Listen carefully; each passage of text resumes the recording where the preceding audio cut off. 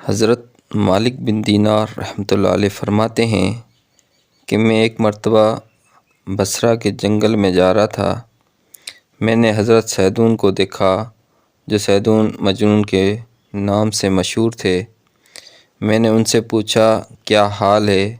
کہنے لگے ایسے شخص کا کیا حال پوچھتے ہو جو صبح شام ہر وقت ایک طویل سفر کے لیے تیار بیٹھا ہو اور سفر کے لیے توشہ کسی قسم کا بھی ساتھ نہ ہو، نہ کوئی سفر کا سامان سواری وغیرہ اس کے پاس ہو، اور اس کو ایسے مولا کے پاس جانا ہو جو نہایت عادل بڑا کریم ہے، اور وہ لوگوں کے درمیان اس وقت فیصلہ کر دے گا۔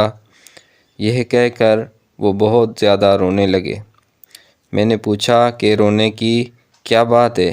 کہنے لگے میں نہ تو دنیا کے چھوٹنے پر رو رہا ہوں اور نہ موت سے گھبرا کر رو رہا ہوں، بلکہ اپنی عمر کے اس دن پر رو رہا ہوں جو کسی نیک عمل سے خالی رہ گیا ہو۔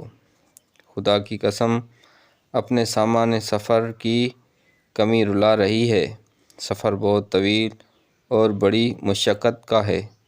بہت سی گھاٹیاں اس سفر میں پیش آتی ہیں اور میرے پاس سفر کا کوئی بھی سامان موجود نہیں ہے، اور اس سفر کے سب مصائب برداشت کرنے کے بعد یہ بھی پتہ نہیں کہ جنت میں جاؤں گا یا جہنم میں ڈال دیا جاؤں گا۔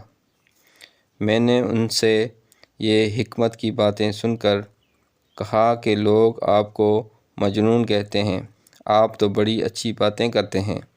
کہنے لگے کہ تم بھی دنیا داروں کے کہنے سے دھوکے میں پڑ گئے۔ مجھے جنون نہیں ہے، میرے آقا کی محبت میرے دل میں، میرے جگر میں، میرے گوشت پوشت میں، میری ہڈیوں میں گھس گئی ہے۔ اس کے عشق میں حیران و پریشان رہتا ہوں۔ اس کی وجہ سے دنیا کے پاگل مجھے مجنون کہتے ہیں۔ میں نے پوچھا کہ آپ لوگوں سے بھاگتے ہیں، جنگل میں پڑے رہتے ہیں؟ اس پر انہوں نے 2 شعر پڑھے جن کا ترجمہ یہ ہے کہ آدمیوں سے ہمیشہ دور رہ اور اللہ جل شانہ کی ہم نشینی ہر وقت اختیار کر۔ تو آدمیوں کا جس حالت میں دل چاہے تجربہ کر لے، تو ہر حالت میں ان کو بچھو پائے گا کہ تکلیف پہنچانے کے سوا ان کا کوئی کام